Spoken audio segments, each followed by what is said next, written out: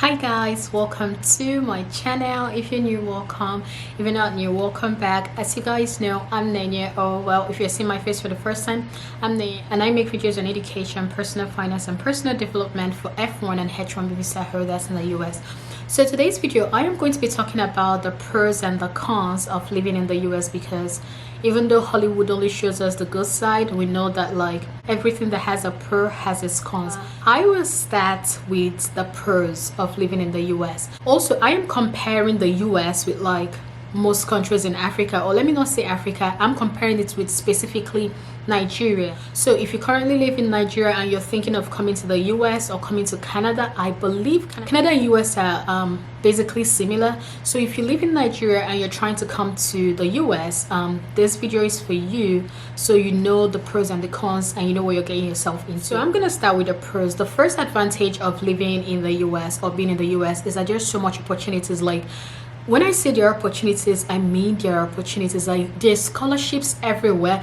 Not like it's like everywhere, but it's everywhere. I don't know if that makes sense. It's like if you look for it, you will find it. I mean, of course you have to work hard and actually look for it, but if you look for it, you'll find scholarship. Actually, if you guys have watched some of my older videos, you will see that I have traveled to more than half the states in the US, and a lot of times how I traveled was through conferences, and many of these conferences were paid. The money didn't come out of my pockets. It was just scholarship. So like I said again, there's so many opportunities, and also if you work hard, you would see the results. So you know, when they say the American dream, right, like of you working hard and you know, buying a house and all of those things, if you actually work hard in America, you would see the result. Like if you dedicate, say maybe like 1 year, and say you're going to achieve something, and you're consistent on that field, you're actually going to achieve that thing in America, which is like a really good pro, because we don't really see that in a lot of countries. At least I know in Nigeria, where even if you're working hard, you could be working hard and you're not really seeing a result, which is not really good. Another pro, of course, is the amenities. Like guys, living in Nigeria, it's the amenities are they're not A1, but that's different in the US, because I mean, of course, like you pay for the lights, you see the lights, you pay for water, you see water, you pay for gas, you see gas. It's not like in Nigeria where you're paying for lights and you're having lights only like, I don't know, maybe 4 hours out of like 24 hours in a day.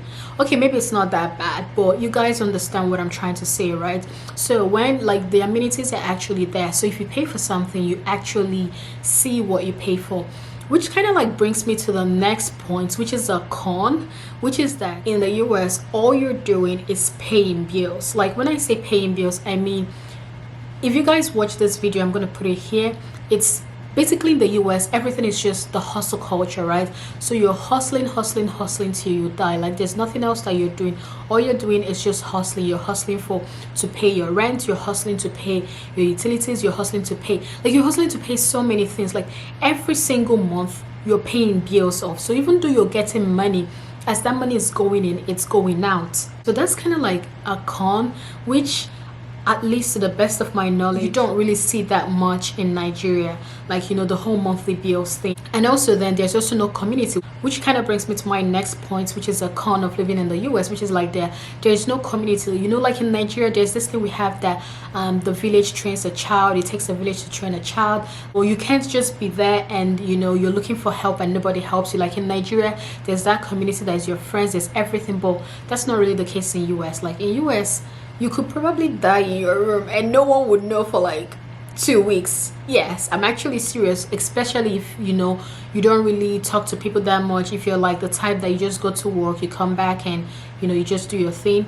and no one really knows. Because me personally, I don't even know my neighbors. Like I have lived here for a year and I don't know my neighbors. The only thing I know is the country they are from.